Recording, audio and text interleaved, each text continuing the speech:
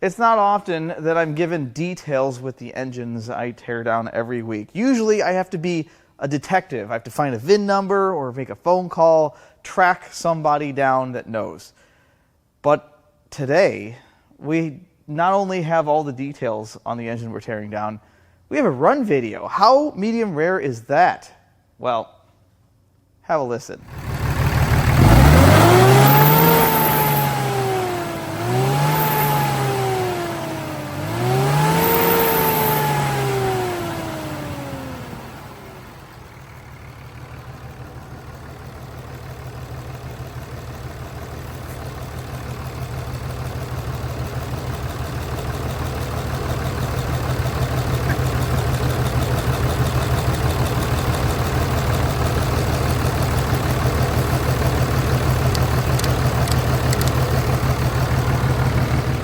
So as you can tell, this 5.9 liter Cummins Turbodiesel is sick. It's bad. Now, obviously, with 368,000 miles on it, I didn't really have a lot of hope. I bought this truck from the auction, super clapped out 06 Ram 2500. It was a roofing truck. It didn't run, but we found out that the transmission was in reverse or another gear. The cable was popped off the transmission, likely for towing. So we popped the cable back on it, put some new batteries in it, and it fired right up.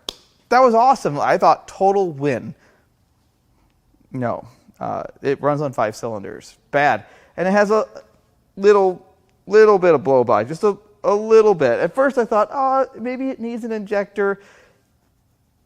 I don't think it's going to need an injector. I think it needs a little more than that. But it did drive, and the transmission was bad.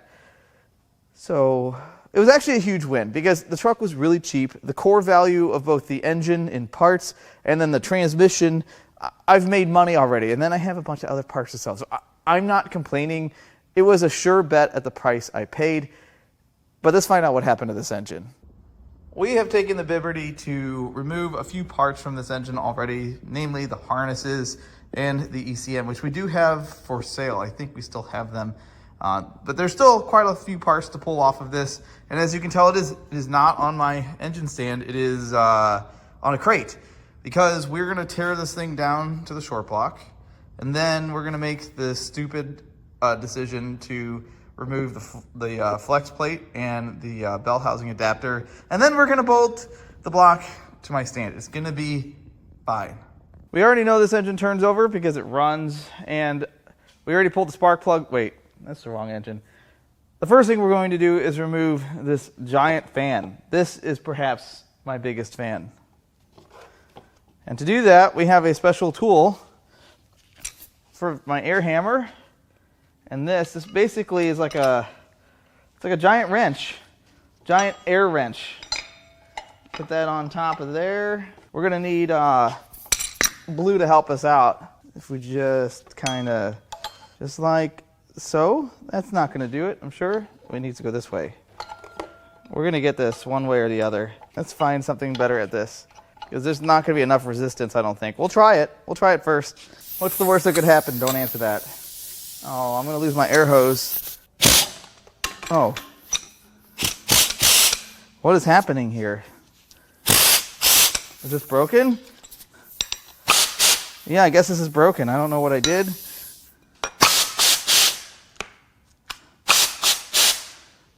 That's bad. Well, we're just going to have to remove it with the giant bracket. It's not too hard. Always do the easy one first. Don't do the easy one first.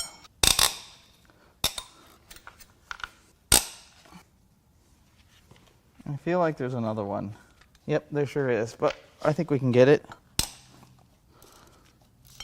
Yep, see, there's always a way. Would have been a lot better without tool failure.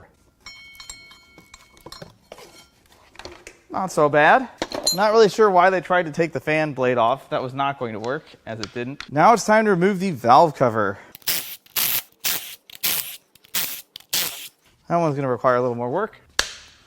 That was tight. And for what reason? All right, and we've got a couple hoses. We'll just leave that right there. Well, that one came off completely. That's reassuring. Well, dingy. I don't see anything ridiculously bad. I mean, it's very dirty, but diesel oil looks dirty. It's just the way it is. Everything seems to look pretty good. The harness for the injectors, it's in the valve cover gasket. That looks pretty good. Yeah, I don't see anything terrible. Next, we're going to start on the turbo. We're going to start with the oil feed. Now the oil return. Ooh, that didn't feel good. All right, oil return is removed. Now we can start unbolting stuff from the manifold. Oh, that did not, that went sideways actually. Thin wall sockets are necessary.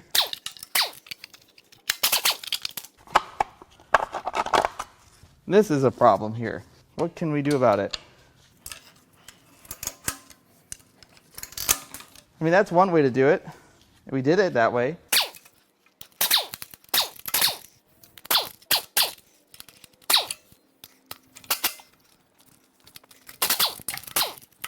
And then there was one.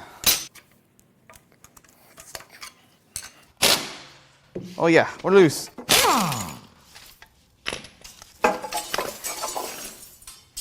Take a look at this turbo. There's not really a ton of wear. This is a whole set. I don't know, what is this, an HE351? The fins have some little bit of damage right there. I don't know if you can see that. Let me zoom in. Right there, a little bit of wear at the edge. I would call this a core turbo because of that. It doesn't have a ton of play, a little bit, but the wheels don't make contact with the housing. So realistically, it probably needs a seal kit and an impeller wheel. It's not a huge deal. So looking in the exhaust ports, they all look pretty similar. I don't see one sopping wet, which would indicate a problem with that cylinder. So I'll be curious to see what this looks like once we get the head off. Now it's time to work on the cold side of the engine, if you want to call it that. This dipstick tube is next. I know it's early in the teardown. Just think happy thoughts. Go to your happy place. This is already a fight. I haven't even got all the bolts out.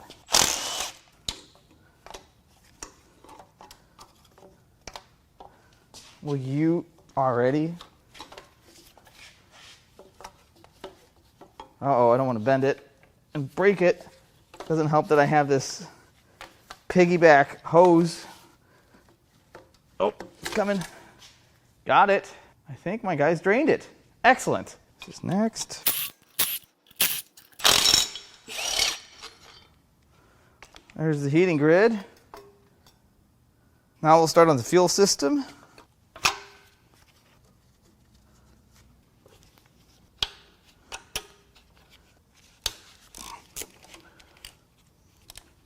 Probably going to leak a bunch of fuel. Oh yeah. Let's tighten that back up and get something to catch all that.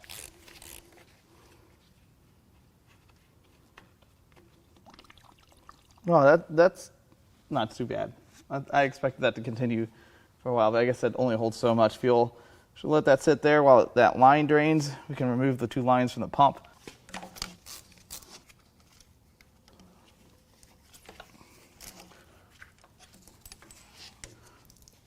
Okie doke. Okay, all those lines are off. Now we have the lines to the injectors.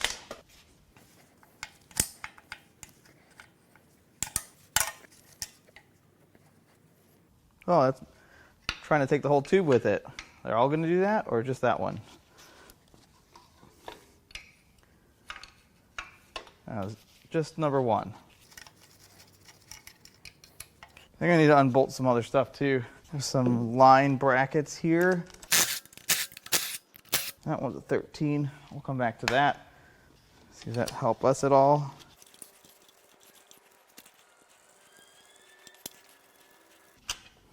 Does that change anything for us? Probably not. Nope, not at all. Okay, we'll come back to that.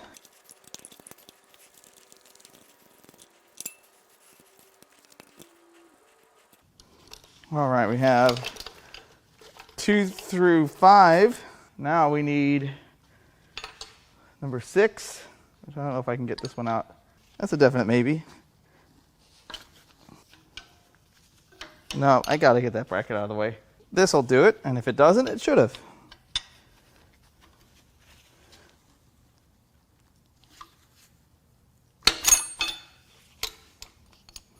This one's pretty stubborn. And now we're left with number 6. And then we need a 13 for the bracket right here.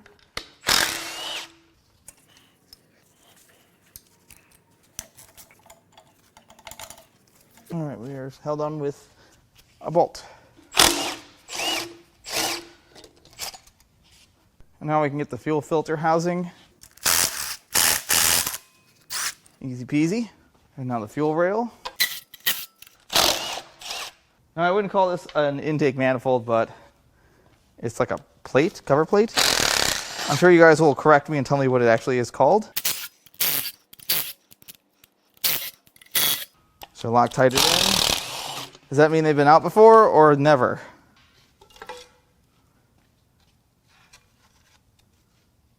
That is a rock.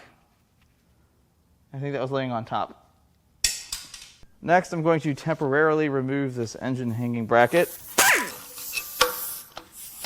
Shh. Let me get a new reel before the next video. That thing's angry. Now we have the fuel tubes.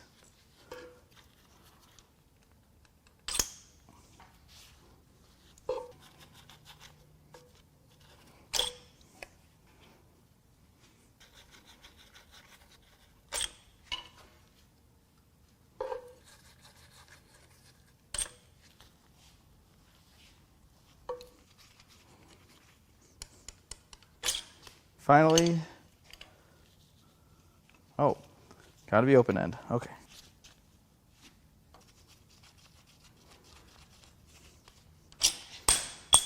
Watch out. Now we can remove this injector harness / valve cover gasket. I'm gonna be gentle on these. Uh-oh, that one was loose. Oh, that's bad. Why are you spinning?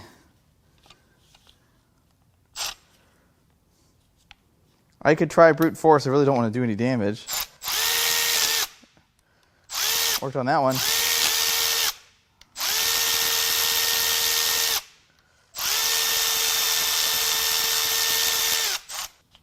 Uh-oh. What have I done? I don't really know what happened. I'll get the rest of these undone.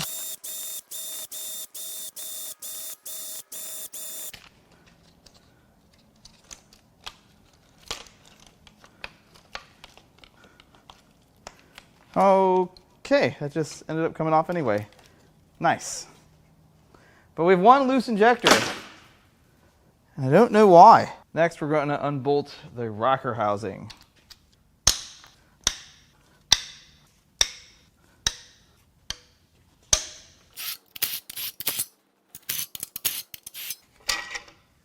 With the rocker housing out of the way, we have a much better look at the valve train.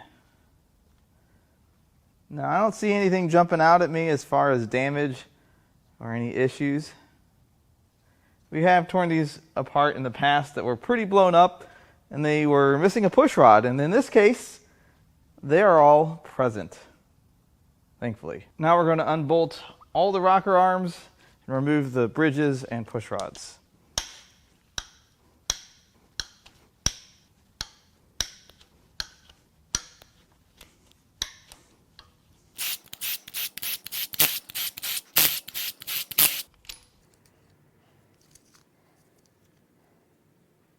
Oh no, that injector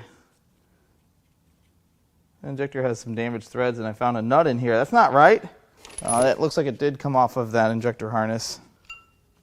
I mean, the likelihood of a 368,000 mile Cummins never have gotten into, it's kind of low. It's not impossible. It all comes down to maintenance. We all know roofers' trucks, best maintained trucks on the planet. Any fleet vehicle that's driven by the people that don't own them.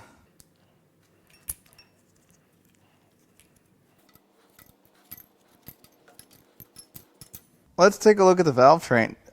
Hold on a second.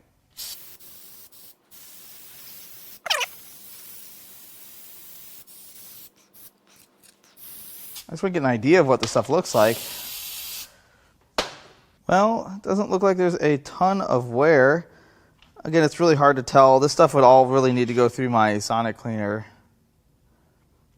All the ends of the push rods are glossy, which is good. It means they're well oiled. All these ends of the rockers look good. I don't see anything terrible yet. Now it's time to remove the injectors. I think we're just going to zip these out.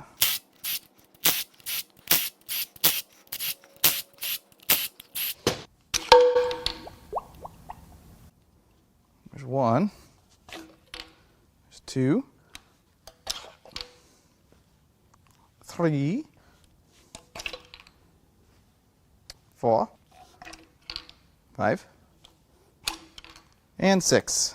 I'm going to give these a quick bath so we can see if they're original or not. So I've done my best to clean these up. They were dirty. And it looks like they all say PD 1219. So I'm going to assume that that's a date code, and correct me if I'm wrong, please. Which would make sense. I guess that's, what, a little less than 5 years ago? They all look the same, but one of these, I think it's this one, one of the studs is broken off. I think it still could mount, but I feel like this would be best as a set of cores. And it's really tough to sell a set of used injectors that you have no history on. Now it's that time where we start cracking the head bolts loose.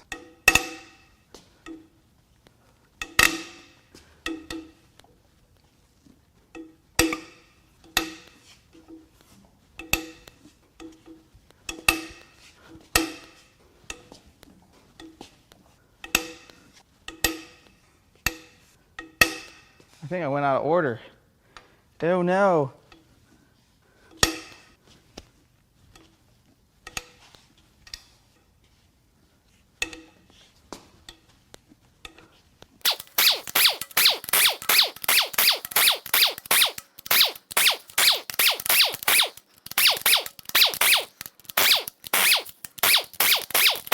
You can hear the head gasket releasing.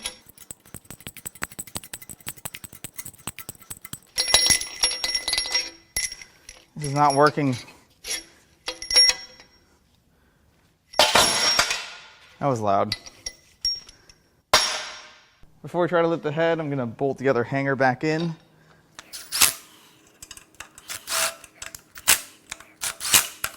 Now it's time to lift the head off with a forklift. Way easier this way.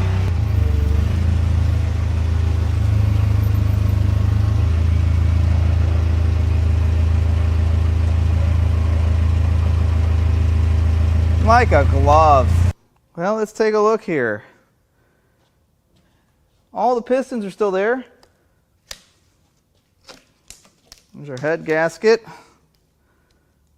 I don't see anything too terrible here. A little bit of carbon buildup on the ring there. Let's see.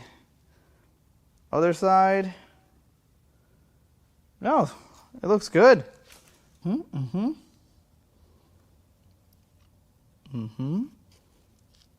Ooh, that's bad. That looks ungood right there. So I see some damages. Cylinder 1 filled with fuel because of how the engine's sitting, but you can see there's some vertical scratches on the bore. Cylinder 2, more scratches. Cylinder 3, though, this part of the cylinder wall looks pretty suspicious. I believe the children these days say sus. I don't know what that means. It's a bunch of junk built up on this. I bet we're going to see some damage, and then when you get to the next one, you see how the edge of that piston doesn't really look right? It's because it's not. And then cylinder 6. Look at that deep groove in the bore. That is really deep. You can catch your whole arm on it. So some of this just might be some buildup, but that groove right there, not buildup. It's time to send an SOS for the sake of science.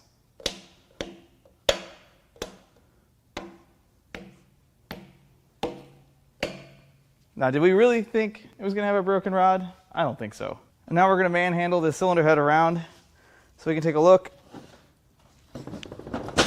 Come back here.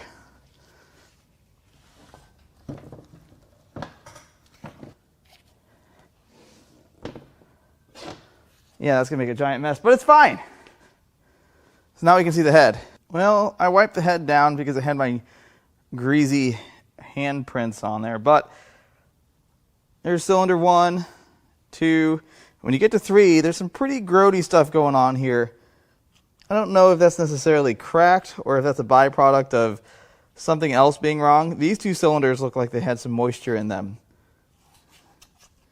It almost looks like there's a hole torched in it, but there isn't. Let's get a light on it. What do we think? What caused this, guys? I'm not a diesel guy. I don't work on this stuff every day, but some of you do. Is this totally normal? It doesn't look normal because then every cylinder would be like that. And there's cylinder 6.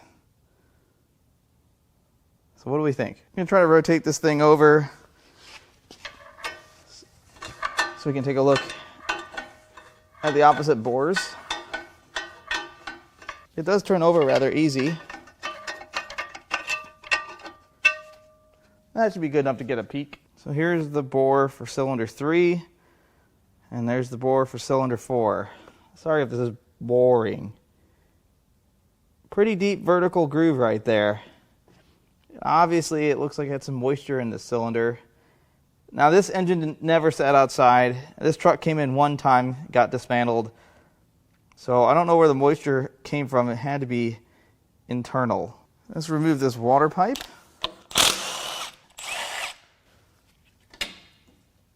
That's looserish. Let's keep unbolting stuff.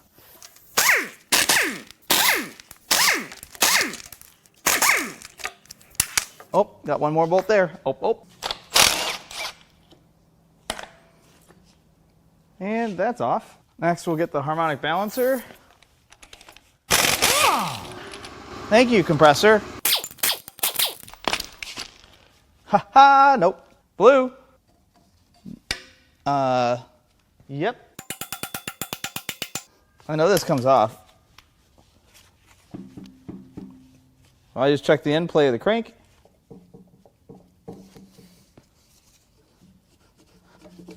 There we go. We got it moving. You know what we should do is we're going to thread one of these in here lightly so it doesn't go bouncing off my floor.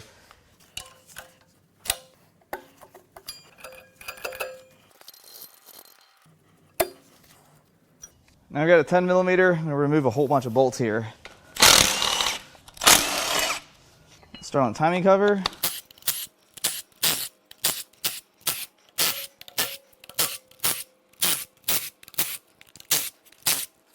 Okay, let's see if we can get this pried off.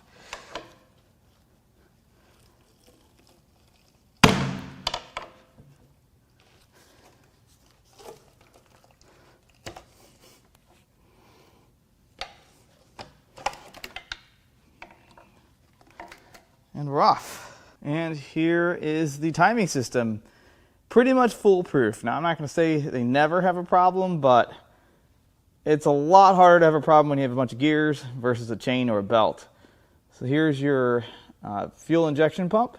There's your camshaft, oil pump, and of course your crankshaft. I don't see anything too terrible here, but I think the next thing we're going to do is we're going to remove the oil pump, and then we'll get this water pump out of the way. Should just slide right out. And there's the oil pump. I can't really tell, but it looks like there might be some damage to this. This is like a giant, very sharp, very stinky fidget spinner. Here's our oil pump, and you can kind of tell there's a little groove carved in it right there. I think that's from debris getting trapped between this piece and the actual pump itself. So there seems to be a little bit of play in there. And normally I don't think there is. Gears on this side look good. I don't see any issues there. Now it's time for that pesky water pump. Oh no! I ruined it. Actually, it spins really nice. This looks like it's in excellent shape.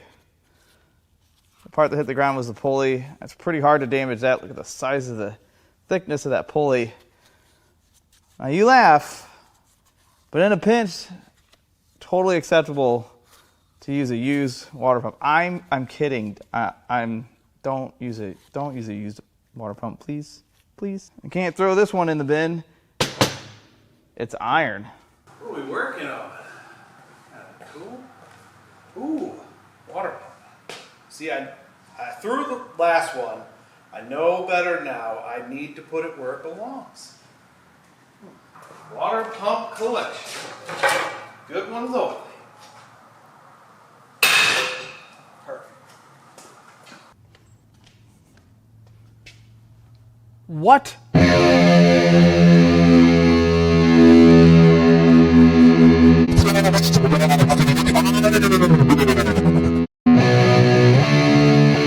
Now it's time to get this thing off the crate so we can attempt to get it mounted to my engine stand.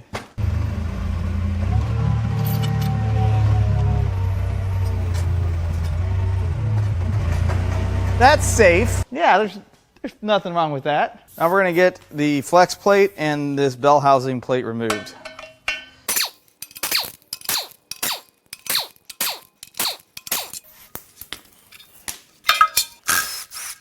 Go ahead and get this bracket off.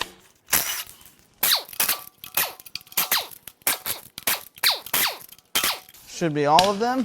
Give this a little help here.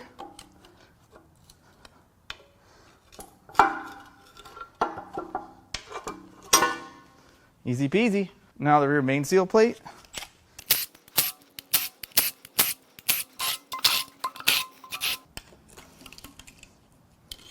That looks like it's been off before. Now I'm going to take a minute and find some bolts that fit these bosses right here. This is going to be a whole lot of fun to get this on my stand. I'm not going to do that on camera, but I'll get it done and I'll show you what I worked out. Well, I've got it mounted and it's perfectly safe as long as you don't look at it. All right, what's going to happen here? See, it barely budged. Before we roll this over, we're going to tackle this injection pump. I'm going to lightly thread this on so we don't lose it. Let's get this unbolted.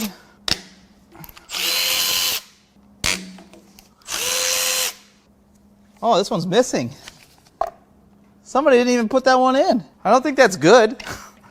I mean, it helps me out, but... Well, I brought my air hammer from home for this task. We just need to give it a little bump, little tap.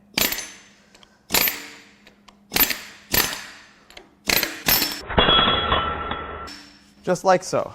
It's got a tapered shaft.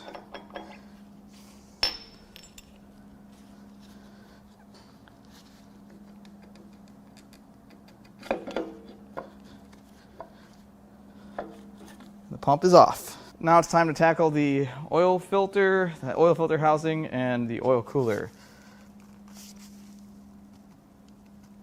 It's a Mopar filter, so that's a good sign, right?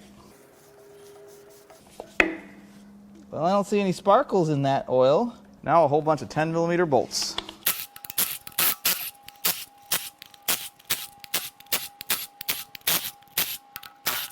This one's boxed in by this little cap. I could do the right thing, but we're not going to. We might have to. Yeah, we're probably gonna have to. Dang, I thought I could take a shortcut. Okay.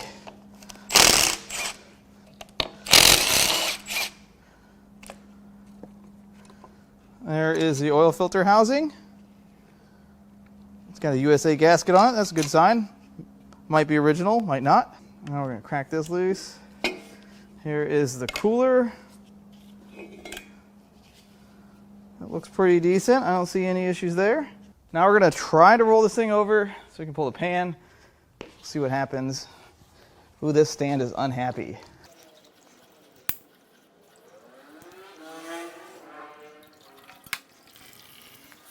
It wasn't terrible.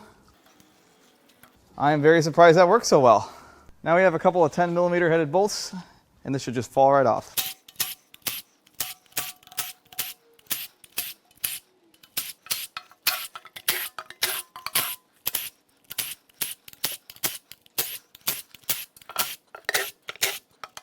All right, do I need blue for this? Nope, comes right off. Well, it's dirty. It's very dirty. But it's also a diesel. Well, let's take a look in this slimy oil pan. It's hard to tell if there's any sparkles, but there's some debris. What is that?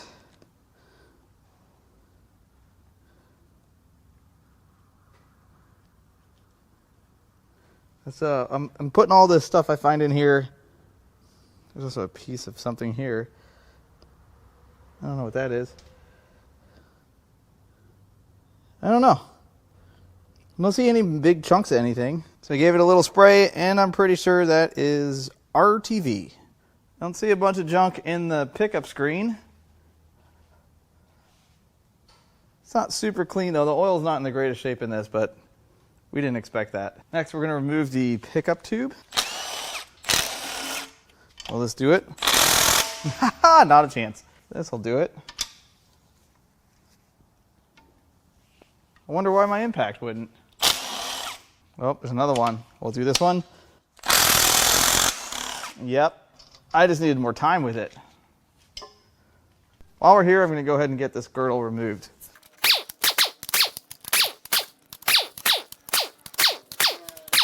And one torx bit. So here's what the rotating assembly looks like.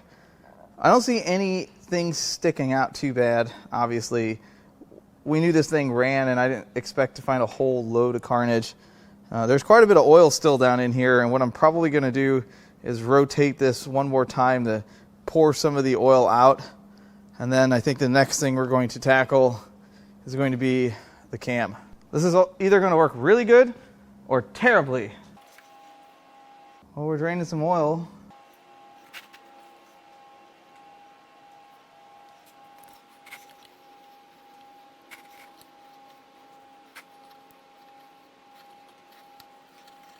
There's a bunch of oil. Anything I get out now is just a little less on my floor. Now this totally wasn't on purpose, but when I stopped rotating this engine over, the cam hold down plate was perfectly lined up, so I don't need to turn anything. I can just zip these two 13 bolts out. And because this engine is upside down, all of the tappets have fallen to the top, so they won't interfere with the camshaft. And now we can get the cam out, I think. Yes.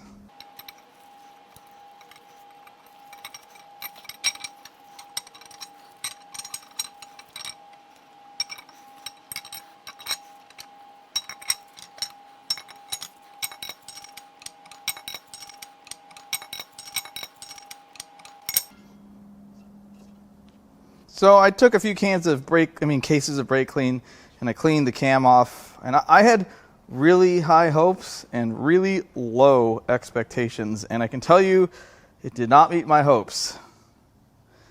So if you look at the cam, it might be hard to tell that these lobes are pretty heavily worn, and it doesn't get better. Nothing's gouged up or scored up like something went through it.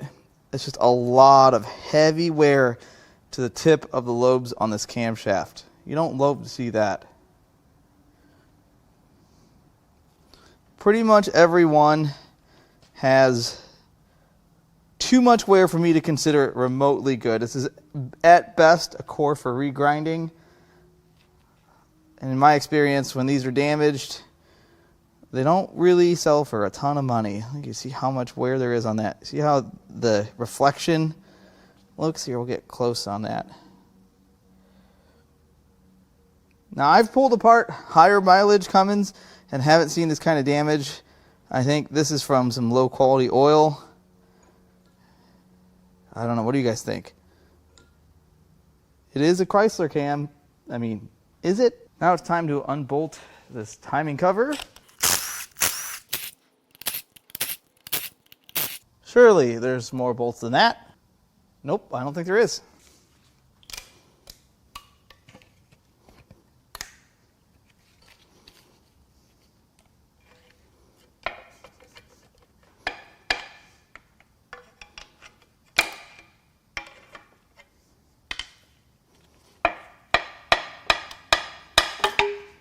And rough.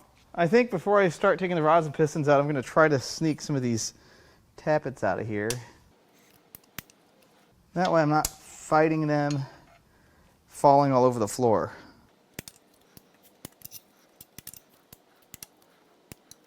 Now on cylinders 1 and 6, I don't know if I can get them all the way out. It does not appear that I can, and I have created a situation for myself. That's wonderful. Let's see if Blue can get us out of this. So I don't think I can turn this over by hand, can I? Not even a chance.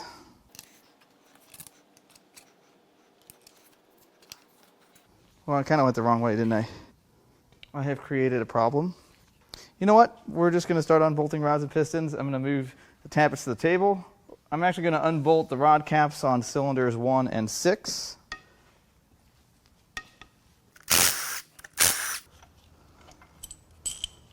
See if I can tamp it down a little bit.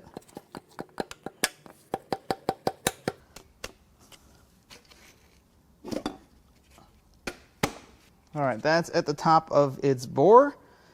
And I think I can probably still not get those out. Let's get number 6 cap off.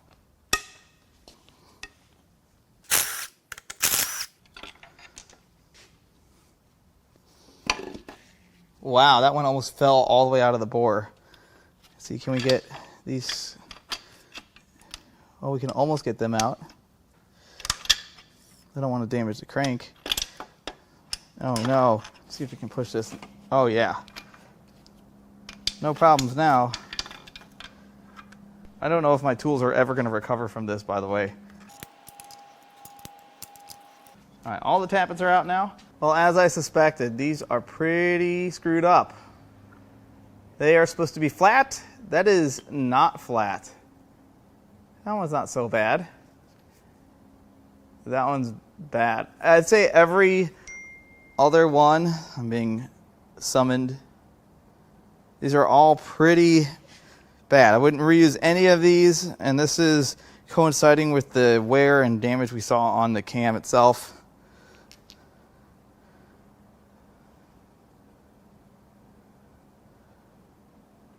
I don't know that I've ever shown the tappets out of one of these engines, but I don't want you guys to miss anything. Now I'm going to rotate this 90 degrees so that we can push the rods and pistons out without firing them at the concrete or my drain pan. I'll go a little bit more than 90, go right about there. All right, just a little tap.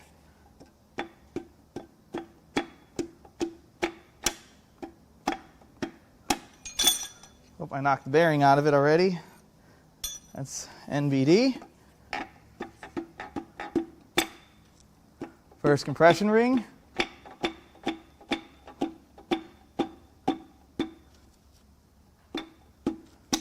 Second ring. And we're out. Piston number 1. Now, piston numero 6. Oh, just knocked the bearing out of it.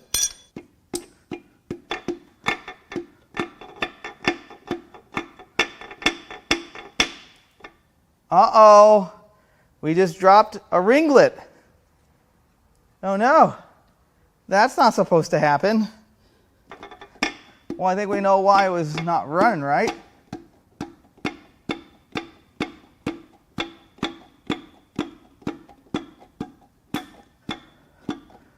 Here's ring number 2. No, that's not far enough.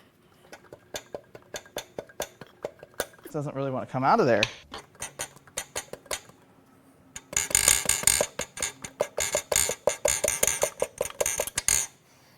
We are so very close.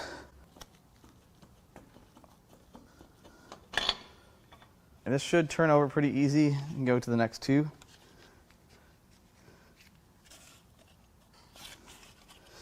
Oh, I thought it would. What gives?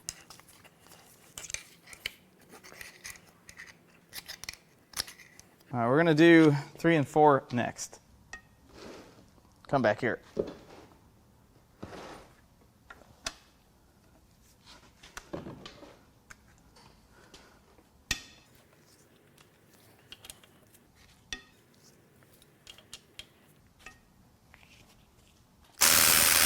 Nope.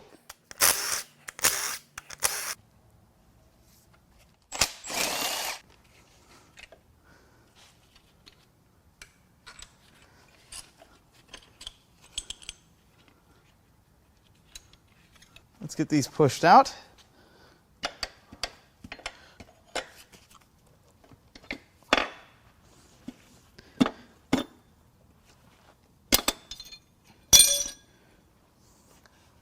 Uh-oh. That's not good, as my son would say. We got more ringlets. Starting to understand why this engine didn't run good.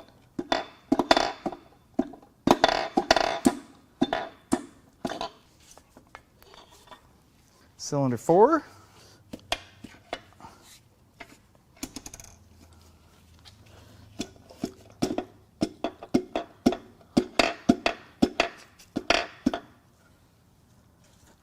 Ring pop out, or, oh, I think we got a complete one now. Nope. That's gone forever, went in the pan. We'll get it. Well, this engine's pretty rough now.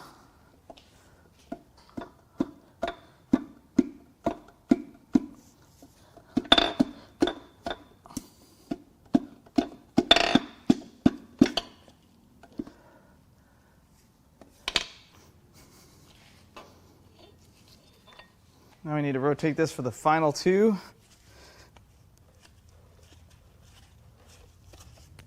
That worked out good. Time for 2 and 5.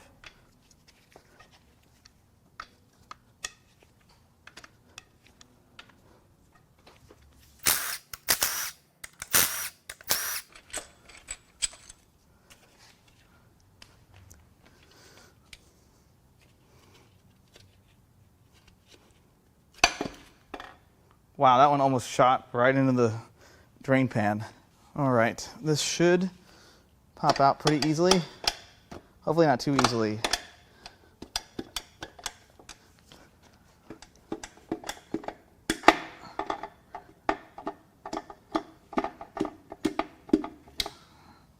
All right, crowning. We're gonna pop another ring. Oh, there goes the bearing though.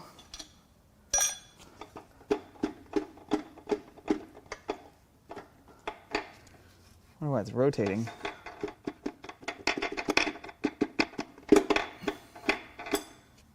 Oh, that ring's good.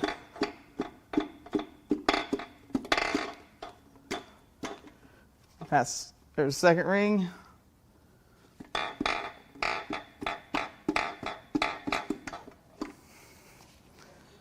It came out nice and easy. And the final one, it's gonna be good, bad, ugly. There goes the bearing again.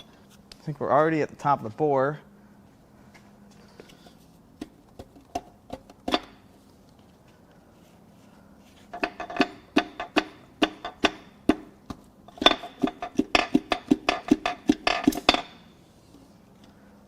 Oh, we've got a one-piece compression ring.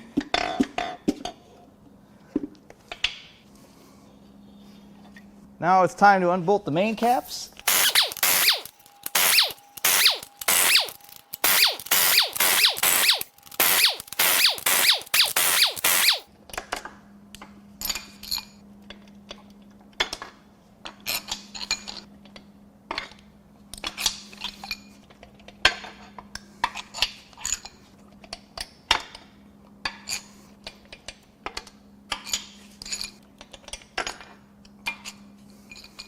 Now it's time to pluck the crank out of here, and I'm not going to do that by hand. Hopefully it's not too violent.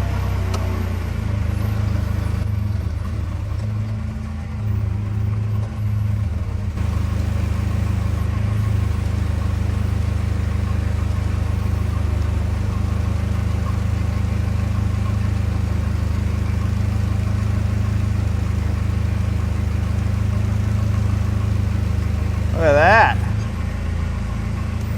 It has come out of the block. Well, I cannot express to you the amount of brake clean and time I spent making these parts visible to the naked eye. So we're going to start with the rod bearings. They are heavily worn. They're not really torn up. Definitely through a couple layers here though. There's a few grooves in here, like some debris ran through this engine.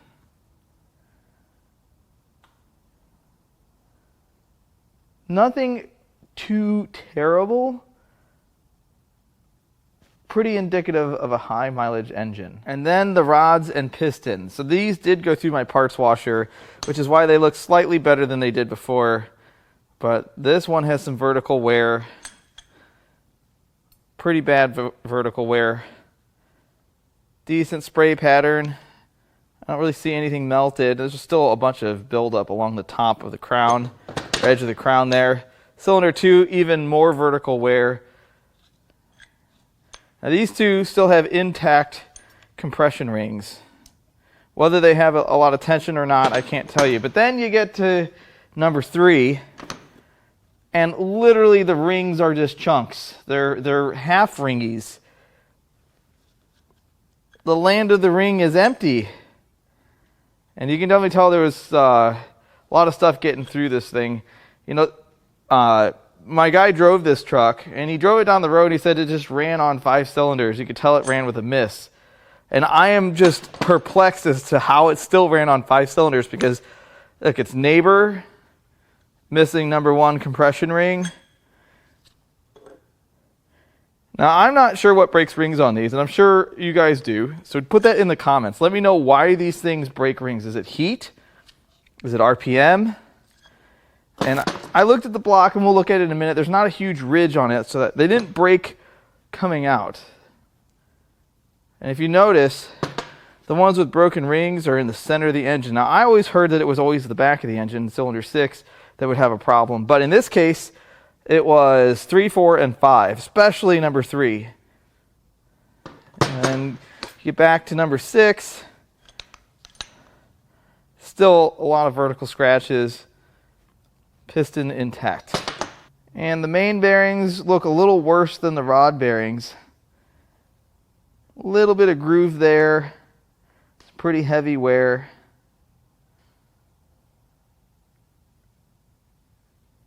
Definitely was not an oiling failure, but I don't think this engine was very well looked after. The crankshaft actually shows a little bit of wear on the gear drive, and then the journals do show some wear. Now, I think this crank is salvageable. I mean, I could be wrong. It would have to go to the machine shop. These cranks do sell pretty well, so I'm hoping there's some value here, because, again, I bought this truck, and I'm hoping to recover some money from the engine. Obviously, harnesses, the ECM, that stuff, all the pump, that'll all sell. This looks pretty decent. There's a few more grooves here, but it's not completely trashed. Now for the block. There's cylinder 1. I washed these down the best I could. There's definitely some moisture in here, but there's not a ridge at the top. Cylinder 3. This is, I think, where, here, let me go around the other side of this engine. This right here is where I think most of the damage is. Let me see if I can wipe that away. You know what? Let's go wipe this down. So there's a better look at it. This is clearly where I think the gap, the unnormal, the newly created gap in the rings was. Even cylinder 5 has it, and then when you get back to cylinder 6, there's also a bunch of damage there too. And I could have actually swapped pistons 5 and 6. I can't remember. This teardown took 3 days because I just haven't had the time to devote to it all at once. I just have one unanswered question that perhaps you diesel techs and others that work on these trucks on a regular basis could answer in the comments. Was this a perfect running truck until it wasn't? Was there one singular event that made this engine go from good to what we saw here today? Or was it a slow march to this engine's failure? Did it start running worse and worse? And as it made less and less power, people asked more out of it to get the job done, to get home, to get back from the dump, whatever it was. And then by the time they took this engine or this truck somewhere to get looked at, the damage was so bad that they obviously condemned the engine. And I will say this, whoever looked at this truck and condemned the engine did the right thing and did not recommend replacing the engine. It was a really rough condition truck. It was rusty. It was dented everywhere. The windshield was broke. It was wrecked in the front. The interior was trashed. There was no redeeming value about this truck. Now the good news is that it was cheap. In fact, the value of the transmission paid for the truck and to get it here. So I'm not really sweating that the engine was bad and the transmission was bad. It's not really a problem. I knew that that was a risk going in because I knew it didn't run. But I will say this. This is a roofer's truck, and roofing trucks go through an especially rough life. Not only do they go to work every day and get driven very far distances to their jobs, and they're driven by people that don't necessarily own them, nor care what it takes to get home after a hot day on a roof, but they also have to tow overloaded trailers with way too much roofing materials from jobs. Every single job, these trucks are towing dump trailers that are overloaded back to the dump. I'm not saying that everybody overloads their trailer. Most people probably overload the trailer just a little bit. But think about how many jobs 368,000 miles means. That's a lot. That's a lot of roofs, a lot of shingles, a lot of weight, and a lot of stress. So this truck died earlier than most 5.9 trucks do. But a 5.9 is probably one of the most resilient to abuse and neglect trucks out there. The 5.9 is a super tolerant engine of those things, and they still broke it, but it still managed to make it 370,000 miles, which is very, very impressive. And I would also like to draw a line between lack of maintenance and neglect and abuse. So lack of maintenance and neglect is not doing your oil changes, not maintaining fluid level, not staying on top of leaks, not changing filters, etc., etc. Abuse is not just tagging the rev limiter doing donuts in a parking lot or driving it off-road or trying to do 170 miles an hour down the highway when you've doubled the amount of boost it made from the factory. Abuse can also be driving it with a misfire until it stops running completely, or driving it with problems until major catastrophic failure exists. And I'm not going to say that's what happened here. It just kind of seems like it. Just a little. So if you'd like to buy any parts out of this engine or anything else I've torn down, now this thing has some good parts. I still have a lot of parts from this truck. A lot of it's desk ornaments. The rods and pistons, the rods might be okay, but the pistons are desk ornaments only. So if you'd like to buy any of that stuff, it doesn't usually make it to my website for quite some time, so you'll have to email us. I'll leave our email in the video description.